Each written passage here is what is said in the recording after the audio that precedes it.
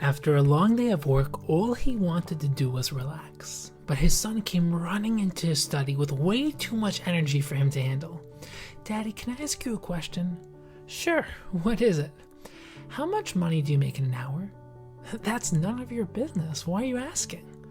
I just want to know. Can you please tell me?" "If you must know, I make $300 an hour." "Oh," he said with his head down. "Daddy, can I please borrow $250? And the father was furious. "If the only reason you asked me that is so you can borrow some money to buy a silly toy or some other nonsense, then you march yourself straight to your room and go to bed. And think about why you're being so selfish. I work hard every day and I don't have time for this childish behavior." So the little boy went to his room with his head hanging and shut the door. And the man sat down and began to feel even angrier about his little boy's question. How dare he ask such questions only to get some money? But after about an hour, he calmed down and he started to think, maybe there's something his son really needed to buy with that $250. After all, he didn't ask for money very often. And the man therefore went to his little boy's room and opened the door. "Are you asleep, son?" "No, Daddy, I'm awake." "I've been thinking, and maybe I was too hard on you earlier. It's been a long day and I took my aggravation out on you. Here's the $250 you asked for." The little boy sat straight up smiling. "Oh, thank you, Daddy." And then reaching under his pillow, he pulled out some crumpled bills. The man saw that the boy already had money, so he was a bit confused. And the boy slowly counted out his money and then looked up at his father. "Daddy, I have $300 now. Can I buy an hour of your time? Would you please come home early tomorrow? I'd like to play with you." The father felt like he'd been hit by a ton of bricks. Holding back tears, he slowly put his arm around his son. "Keep the money. Tomorrow, I'll be home 2 hours early to play." And as he walked away, he promised himself that from now on, his son would never feel this way again. And this story leads us to the deep topic of connection and relationships.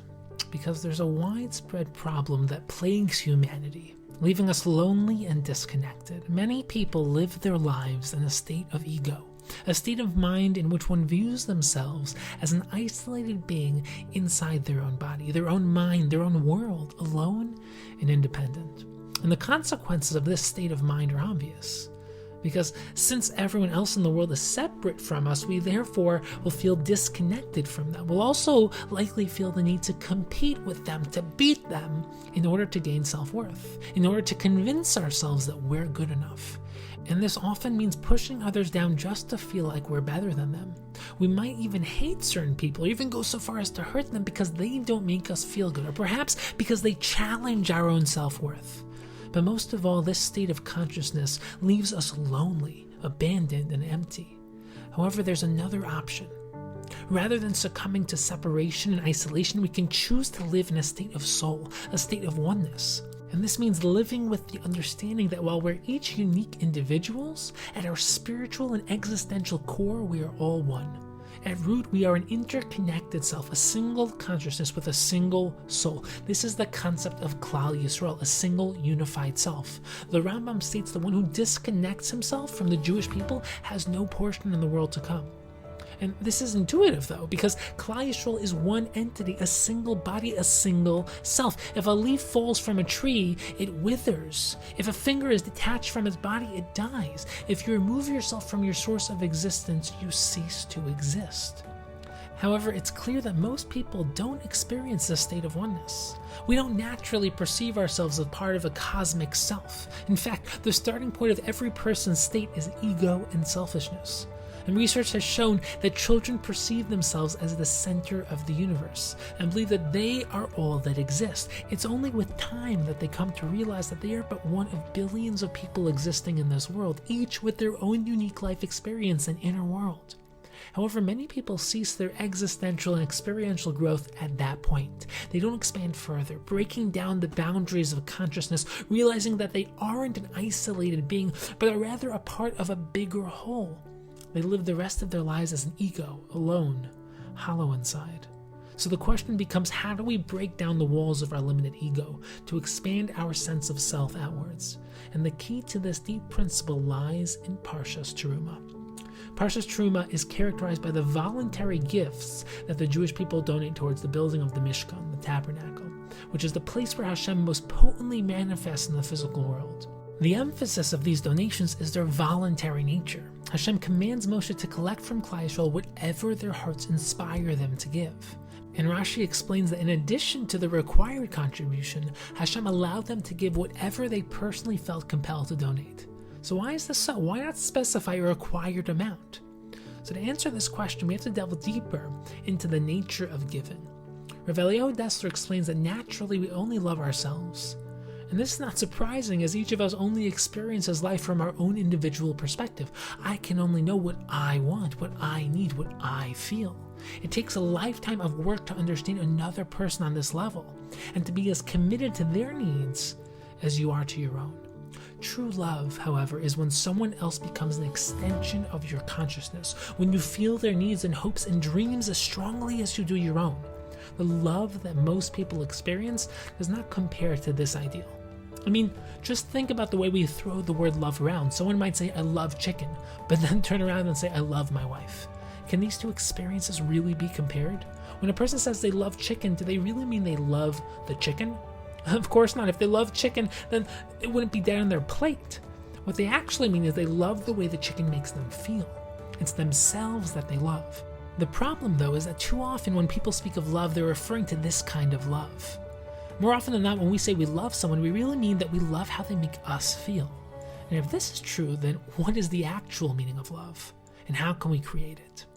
So true love is absolute oneness. It's when individual pieces connect in such a way that they create something transcendent, greater than the sum of the parts. The ideal is for man and wife to experience this oneness in their relationship. And this ideal was modeled in the very creation of humanity. The Midrash explains that Adam and Chava were originally created as one androgynous being, a physical manifestation of a deeper existential oneness. The ideal and goal that we have to learn from this is clear. Each one of us has to strive to build deep existential oneness with our own life partner. Chazal add a layer of depth to this and explain that before a man and wife are born, they exist as a single neshama, a single soul.